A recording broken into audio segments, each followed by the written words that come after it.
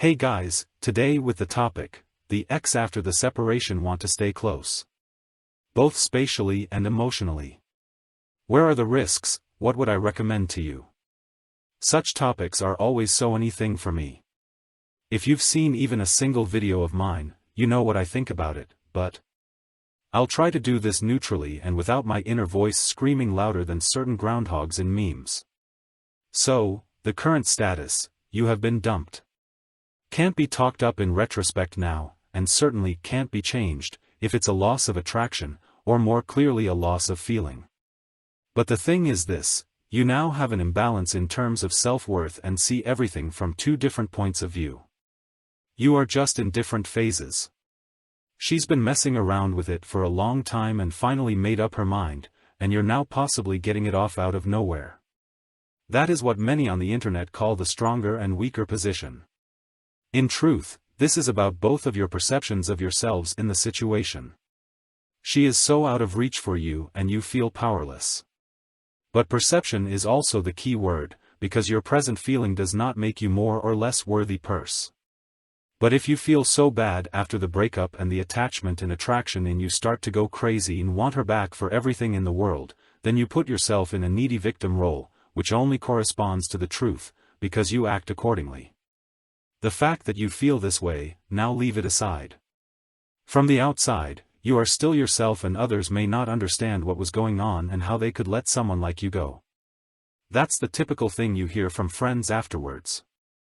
And that brings you absolutely nothing, but your value in itself, is in the moment of her action and your view of both her, as well as you really strongly pressed into the depth. Precisely because you face her at that moment and realize how unattainable she is for you right now. So, when you've seen too many Disney movies and read motivational sayings on Instagram, you want to fight for her a little bit more and waste your remaining energy senselessly on her separation hurdles. And then you stand there, nothing has brought anything, fighting has only shown you your inability to still achieve something with her, no matter how hard you try. Go back to self-worth.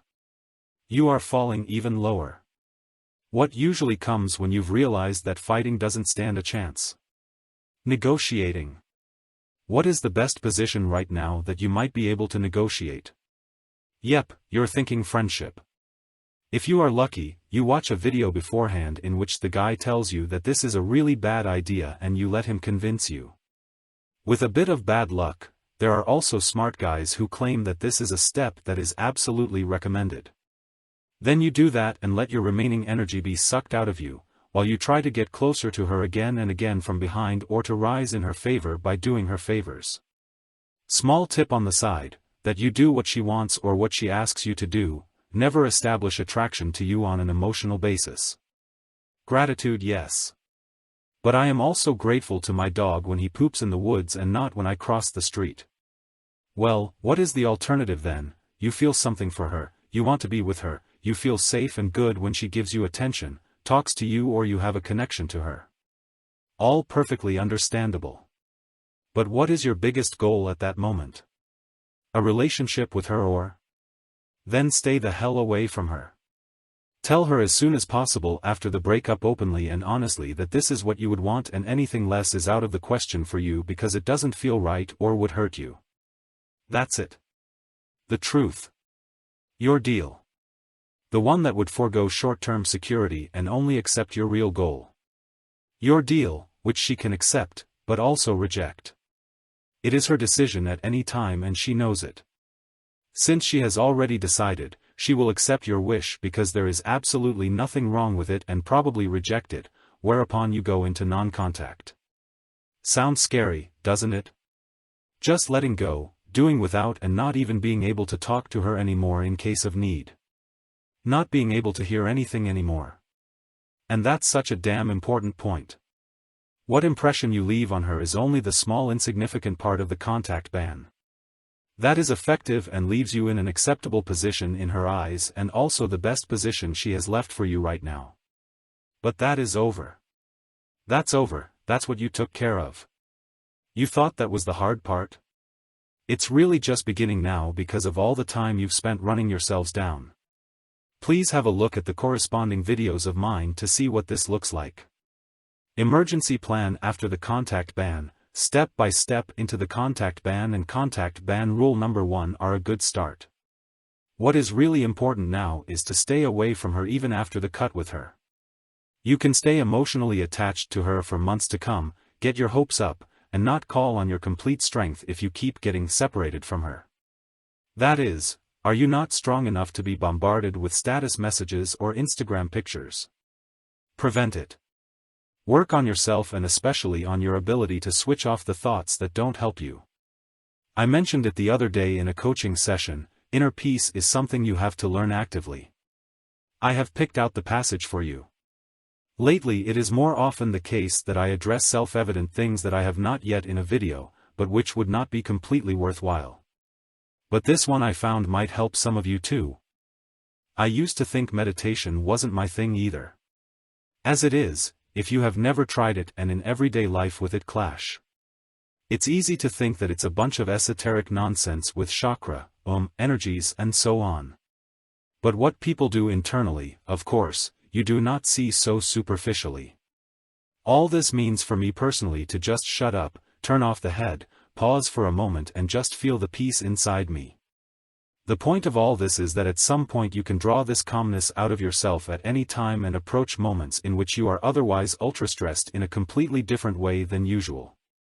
Additionally, it's a kind of ritual with which you can start certain activities or your whole day. I've always had such rituals in the past, but without the inner peace I mentioned. And even if it's just tying your running shoes on a certain chair, or pounding a can of energy drink before your workout. It puts you in a certain mood that you can recall more and more precisely the more often you do it and get used to it. Anyway, sometimes that's what I think about in those moments and it puts me in a state as if I had just done that before. You become calmer inside and distract yourself without actively wanting to distract yourself. Because that's usually the problem. If you are so fixated on one thought, like the ex in this case, and think to yourself, now I have to think about something else, then it will only get worse or all that will be overlaid by the thought of her. If instead you have internalized the mentioned inner peace and can let the feeling affect you at any time, just an idea how you could do that. I'm sure there's a clever term for it or even more techniques. But right now you are living in an absolute lack consciousness. What you want to have, you can't have, because it's not dependent on you or influenceable. I say it often enough, you have to shift the focus on you and start working on what you can influence. And that is you. You are always there. Others may not be or may never be. You just don't know. But to say that alone is too easy. Especially from my current position. I was where you were. I can still understand it or simulate the feelings to some extent. But I've never given myself willy-nilly what my ex is doing right now, and if something comes up today that I can't influence and have forgotten or misjudged for myself, something that hits me, then that gets kicked out of my life. Simply for the reason that I was already allowed to experience how well I'm doing without all that. For me it is far enough away that it can do what it wants. In my mind it doesn't bother me anymore. And even though it's easy to say again, if you act the same way, you'll feel the same way someday. Then you remember everything. You don't forget them and you don't forget your feelings from that time. Just as she would if she didn't have brain damage. And she doesn't. But right now, you don't see how important it is to get out of there and keep her away from you. Right now you still have to believe that I and many others have your best interests at heart and know how to get there. Every situation is different, I get that a lot.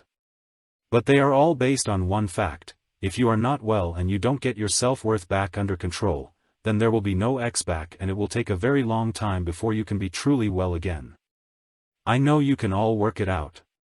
Some don't want to yet, some don't dare yet. But where you are at this moment, where you are still struggling with yourselves, nothing will happen.